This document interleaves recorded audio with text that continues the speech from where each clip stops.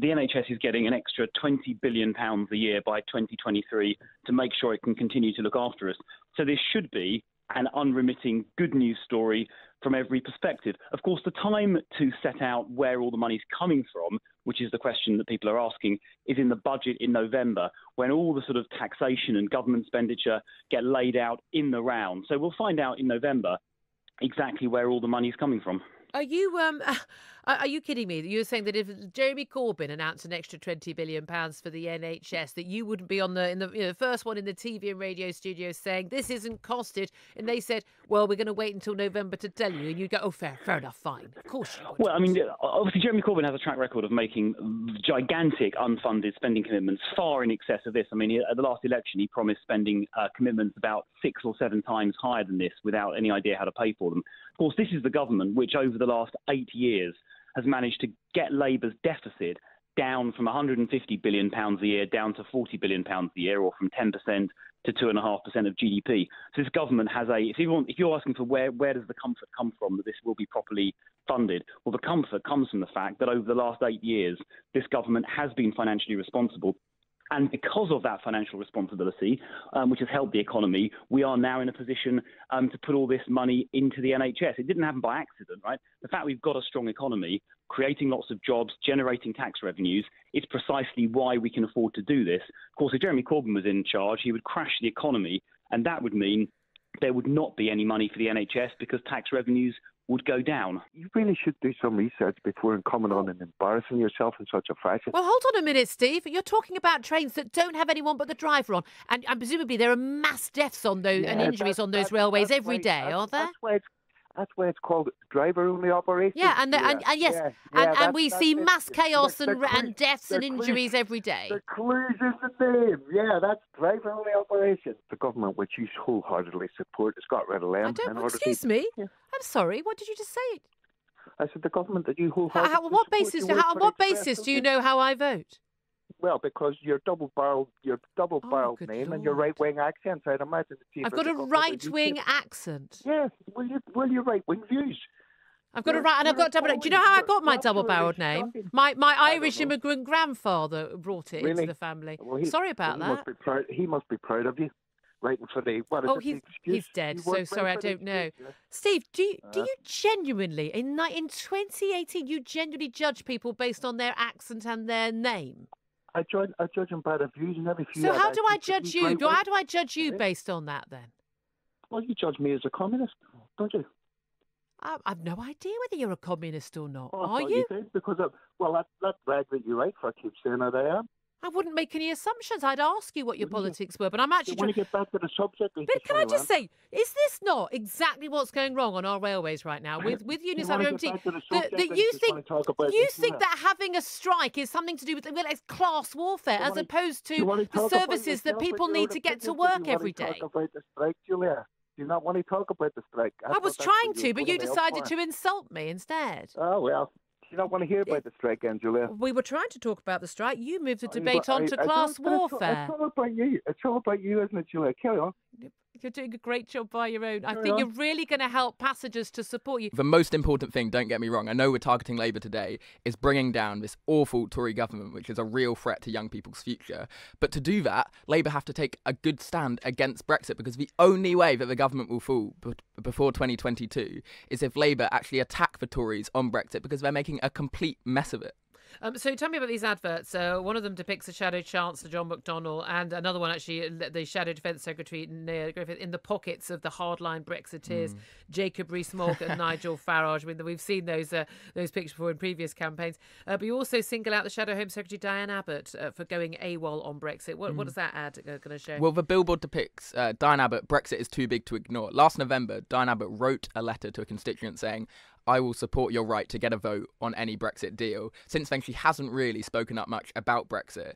Diane Abbott has always been a politician who has put principles first before her own interests and before her party's interests. All we're asking Diane Abbott to do, and these billboards are direct messages to Labour shadow cabinet members in their constituencies, all we're asking Diane Abbott to do is to remember her principles, and that she can't let Brexit, which is the absolute opposite of all of her principles, go ahead without doing a bigger fight against it. But your fight in terms of our future, our choice, and the same with your other colleagues in the organisation, it's all about young people don't want Brexit and therefore this shouldn't go ahead. Why does your vote count more than my vote as a 50-year-old? I don't think it does at all. But aren't you saying that we should listen to young people? Well, when young people are in the majority, which they're never going to be because us oldies have a habit of living a long time, then you're going to get the final say. But there does seem to always be this argument that, well, we're living with the consequences of Brexit and you're not. Well, I think Brexit is a tragedy not just for young people, but for the whole country. I mean, you're going to have to live with Brexit for many, many decades, hopefully. Just like me, Julia. So I'm not at all saying that you won't have to live with the consequences. I'm fighting for your future just as much as I'm fighting for young people's future. For a lot of American voters, particularly in the southern states, but actually often these things actually have a bigger effect psychologically on people in further northern states that aren't directly affected. They don't see the difference. They're illegal immigrants. They've got no right to be in this country. They will use terms like swarming across the border. And they would say, and I can absolutely see people on Trump's base saying, look, these kids are being separated from their parents because their parents have illegally entered the country. They wouldn't have been separated if the parents hadn't committed that criminal act. It's not our problem. What are you supposed to do? These kids can't go to jail with the parents. You need to prosecute the parents. What's the issue? This is a problem that the parents themselves have created. I can imagine there are a lot of conversations going on in Trump-supporting households around the American states where that conversation is playing out just like that, and it's not doing Donald Trump any harm at all. That's the other half of the equation, Julia. So if you talk about Trump's emotive language, you talk about the cynical approach to some of his hardline advisors, like Attorney General Jeff Sessions. And when I say undocumented, what I mean, for example, is remember that when someone crosses the border, they have not committed a criminal act if they are seeking asylum. And you have the right to do that. And what's happening now is that these immigrants are being stopped before they can reach to claim asylum. Let me just cut to the chase here. These distinctions, as you note, are lost if you can politicize the issue. And about half of Republicans still believe that separation of children from their parents is absolutely fine, despite everything we've seen. But to be fair, anybody who is arrested and put in jail is separated from their children. Yeah, but again, Julia, look, these people, since April, when this policy was instituted, this is not a case of people who have been convicted, children are taken away. Yeah. They've come across the border before they can claim asylum, which they have a legal right to do. They are seized, put into a court system, often for months, however. The children are taken away. So in other words, these are not criminals. There's no legal basis for doing this. And that's why Trump and his people keep resorting to the fiction somehow that there's a mysterious law. Yeah. I mean, the evidence has been there for years, and it's ridiculous that it actually came to the stage this week where Billy Caldwell's life was questionably, potentially in danger. Before we got action, Alfie Dingley's had to wait 3 months after it was agreed that, actually, it was, his mum had a good argument and that he really should have cannabis oil. And my constituent, Murray Gray, his family have been campaigning, and you have to wonder why it has taken this government. You talked about the fact that there's not a great deal of support for decriminalising it or legalising it, and actually I don't agree. I think there is more and more support for it because alcohol. Yeah. All the things that we say about cannabis, we can say about alcohol. Yeah, we've already got alcohol. No, but that's not an argument. We're not talking about making heroin freely available. We're talking about cannabis, and we're talking about regulating it so that people don't go to backstreet dealers, get high, bad quality stuff. And this is what we're talking about. But wait a second, wait a minute. We're not going to no, Christine, we're not going to legalise it for 12-year-olds and 16-year-olds, are we? So where are they going to get their stuff from? What do you think the drug dealers are going to do then? They're going to be targeting our kids more. Well, they're not going to go, it's legal. We'll give up. Bearing in mind, it's going to be legal and taxed. Once you don't have, once you have it taxed, it's going to go up in price. What a surprise! The drug dealers are going to offer it without the tax at a lower price. In no way is that going to solve the issues. Well, we have failed in the drug war. We haven't tried. Drug war has been we have tried for decades. We haven't enforced the law. Drug problem. We've tried for decades to solve it, and we're not solving it.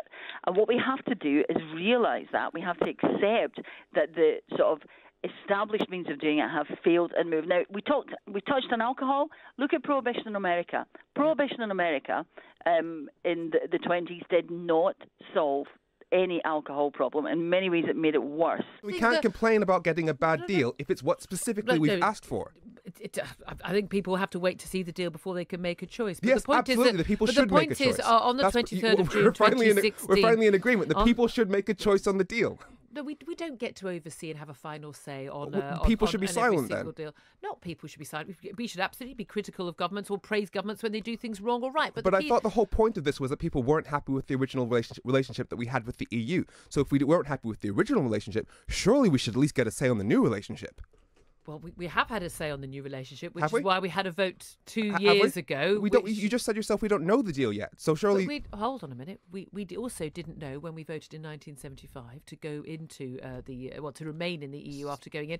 We didn't know that it was going to turn into a political union. So shouldn't we correct that mistake and let the people have a say? It's amazing how many people who want Parliament to have say, want others who've railed against having an EU referendum because the people got the decision wrong and weren't fully equipped, didn't have the information, didn't know what they were voting for, and now saying miraculously all those Leave voters who knew nothing at all in 2016, they were just busy being racist and ignorant, like myself apparently, which is wrong. are suddenly going to in 2019 suddenly know what they're talking about.